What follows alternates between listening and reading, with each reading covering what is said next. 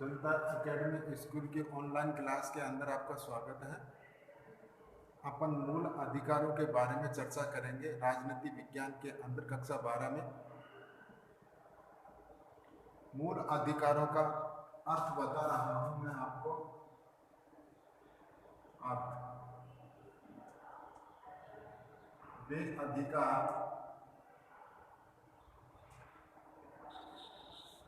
वे अधिकार जो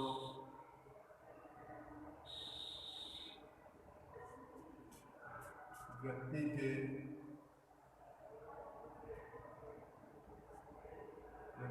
जीवन के लिए प्रदान किए जाते हैं और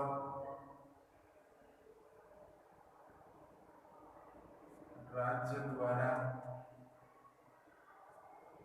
द्वारा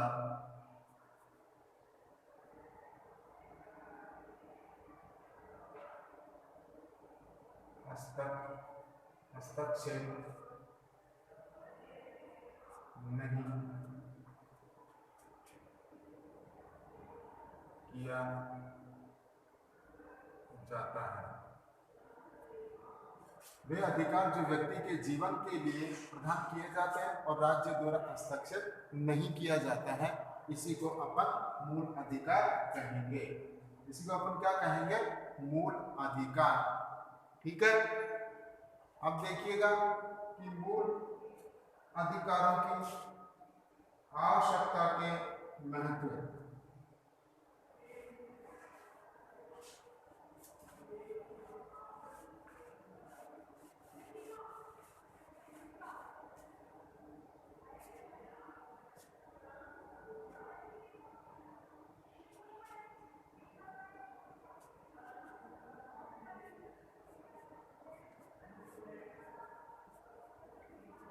मूल अधिकारों की आवश्यकता व महत्व। मूल अधिकारों की आवश्यकता व महत्व। नंबर 1 देखिए, इसमें प्रत्येक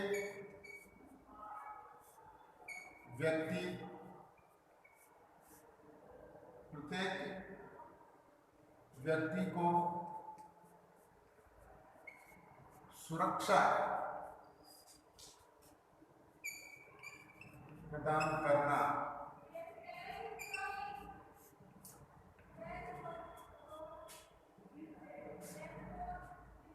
नंबर 2,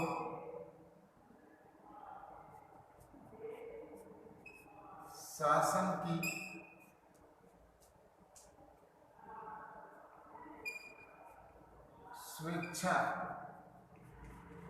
स्वेच्छाचारिता पर रोक। नंबर 3 है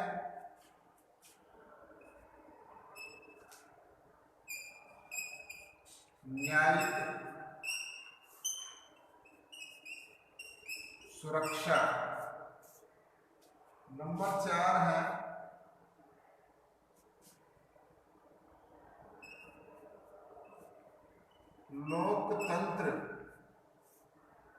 लोकतंत्र के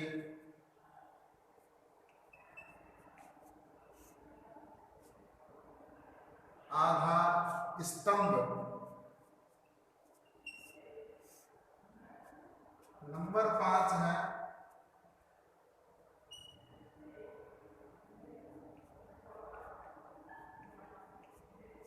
समानता के कारण।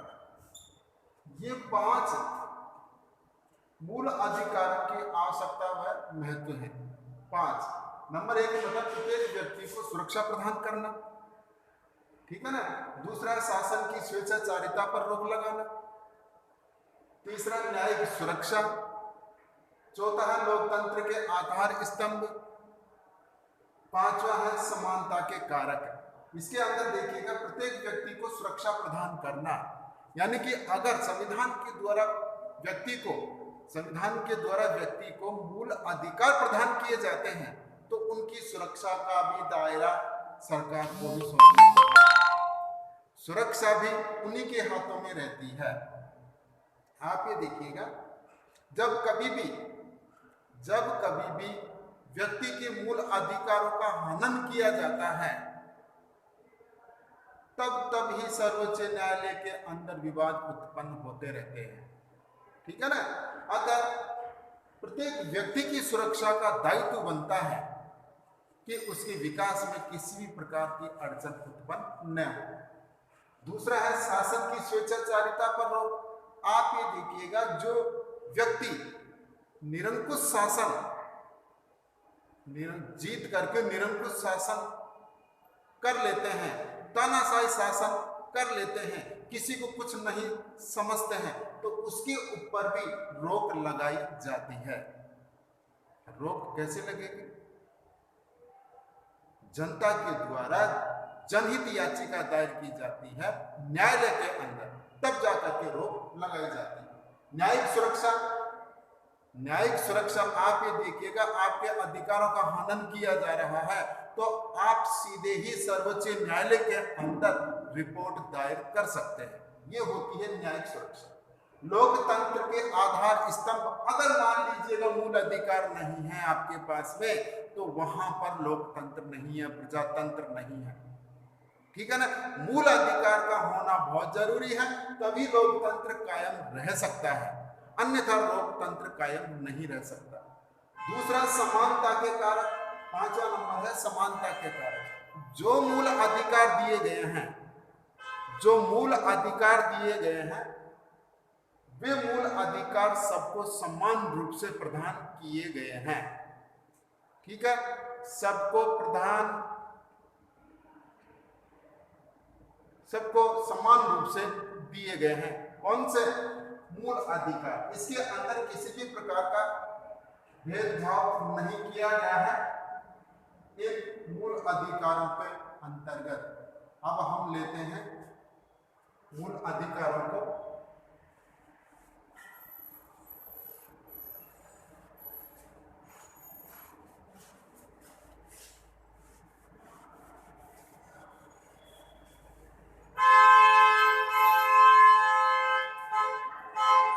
देखिए पहले मूल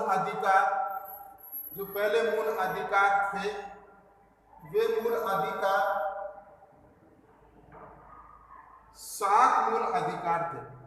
पहले जो मूल अधिकार थे वो 7 मूल अधिकार थे। आज वर्तमान में अगर अपन चर्चा करते हैं तो सिर्फ 6 मूल अधिकारों की ही चर्चा करते हैं। आपके मन में विचार उत्पन्न होगा कि साहब एक मूल अधिकार कहाँ गया?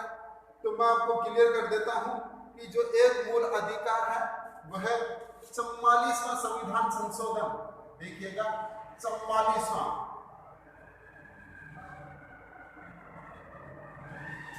संविधान संशोधन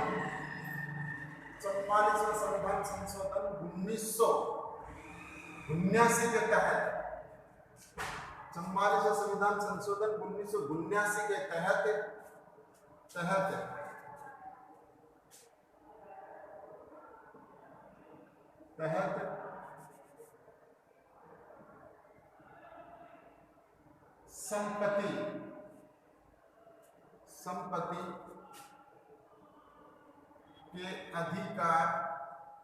संपत्ति के अधिकार को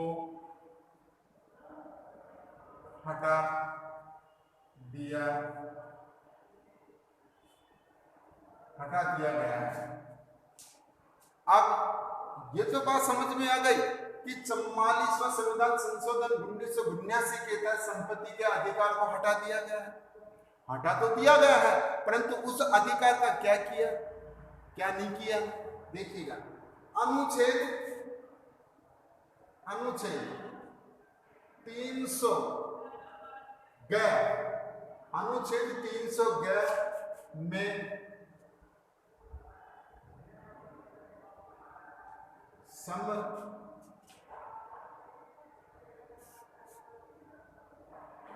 सम्मिलित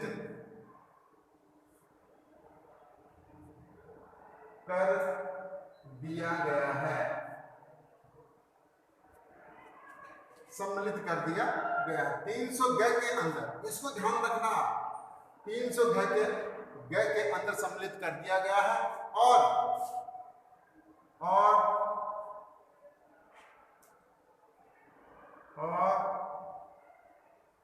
इसको कानूनी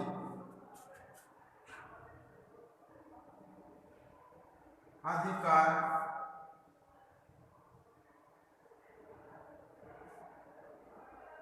दिया गया है, इसको कानूनी अधिकार दे दिया गया है। ये आपको अच्छी तरीके से समझ में आना चाहिए कि जो 44वां संविधान संशोधन 1979 के तहत संपत्ति के अधिकार को हटा दिया गया है और अनुच्छेद 300 ग में सम्मिलित कर दिया गया है और इसको कानूनी अधिकार दिया गया है कि जिसके पास वो जितनी संपत्ति होगी कि नहीं वो कानून के अंतर्गत रहेगी। ठीक है ना। तो इस तरीके से अपन वर्तमान में केवल 6 मूल अधिकारों की ही चर्चा करेंगे। ठीक है ना। अब लेते हैं अपन एक एक को।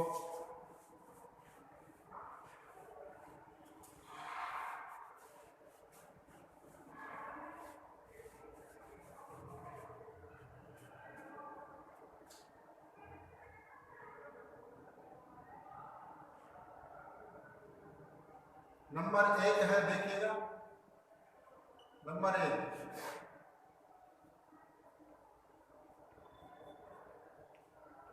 समानता का अधिकार।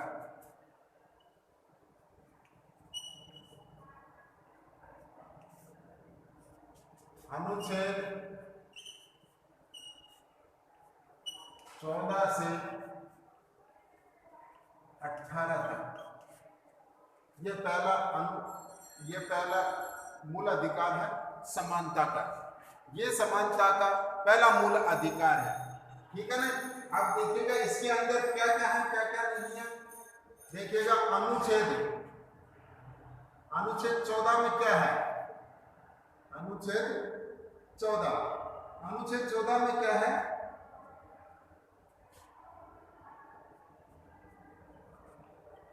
कानून के समक्ष समानता।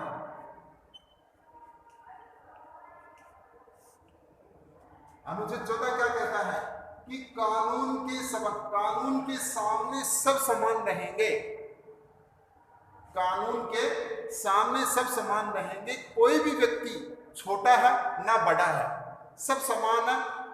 ठीक है। ना तो किसी जाति से बिलोंग करेगा ना तो किसी धर्म से बिलोंग करेगा। ठीक है ना। वह कानून के सामने समान है। अगला है अनुच्छेद 15। अनुच्छेद 15 क्या कहता है। धर्म, मूल वंश,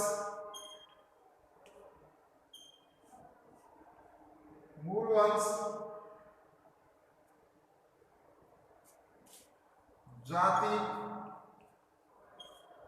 और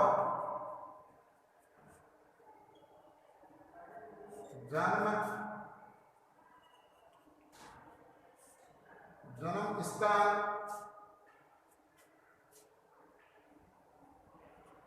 के आधार पर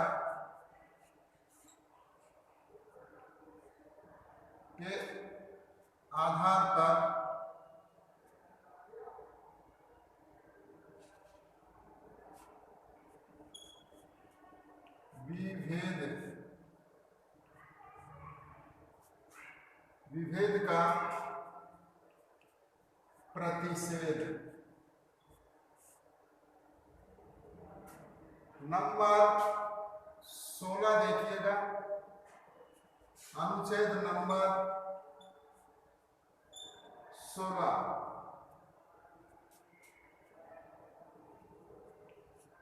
लोक नियोजन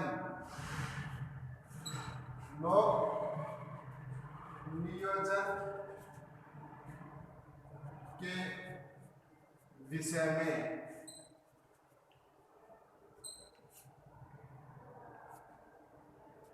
नंबर अनुच्छेद 17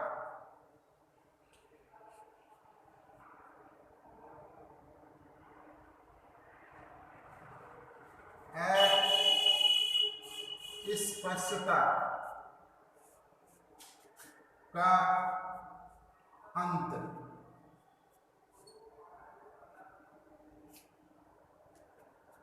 नंबर 18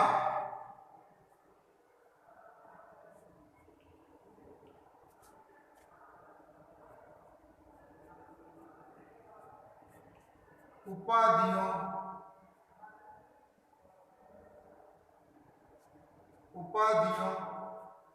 का अंत। ये है समानता का अधिकार। ये समानता का अधिकार अनुच्छेद 14, 15, 16, 17, 18 5 अनुच्छेदों के अंतर्गत समानता का अधिकार रखा गया है। कितने अनुच्छेदों के अंतर्गत? 5 अनुच्छेदों के अंतर्गत समानता का अधिकार रखा गया है। ठीक है ना। पहला अधिकार मैंने आपको समझाया, कानून के समक्ष समानता, कि कानून के सामने सभी समान रहेंगे, ना कोई छोटा होगा ना कोई बड़ा होगा। ठीक है ना। अनुच्छेद 15 के अनुसार क्या कहा गया है कि किसी भी धर्म का व्यक्ति हो, मूल वंश हो कहीं का भी, जाति कौन सी भी हो, कहीं भी जन्म स्थान हो उसका, के आधार पर भेदभाव नहीं किया जाएगा। ठीक है। के आधार पर कभी भी भेदभाव नहीं किया जाएगा। ये नहीं वो उत्तर का है हम दक्षिण के हैं, कोई पूर्व का है कोई पश्चिम का है, तो इस आधार पर कभी भी भेदभाव नहीं किया जाएगा। ठीक है। अनुच्छेद 17 क्या कहता है? अनुच्छेद 17 कहता है अस्पष्टता का अंत। अस्पष्टता का अंत देखिएगा कि इसके अंदर जाति विभेद नहीं की जाती है कि कोई छोटी जाति का है कोई बड़ी जाति का है। ठीक है ना। इसका अंत कर दिया गया है। यानी कि आप ये देखिएगा किसी भी सरकारी कार्यालय के अंदर ऐसा कभी भी नहीं चलता है। हाँ, अपन के देहाती गांव के अंदर ये जरूर होता है। ठीक है। कुछ जाति से संबंधित ऐसे तत्व छुपे हुए हैं आज भी, तो उसका अंत कर दिया गया है। देखिए अगला है अनुच्छेद 18। अनुच्छेद 18 क्या कहता है? उपाधियों का अंत। देखिए हमारे संविधान के द्वारा ये कर दिया गया है कि राज्य सरकार सेना और विद्या से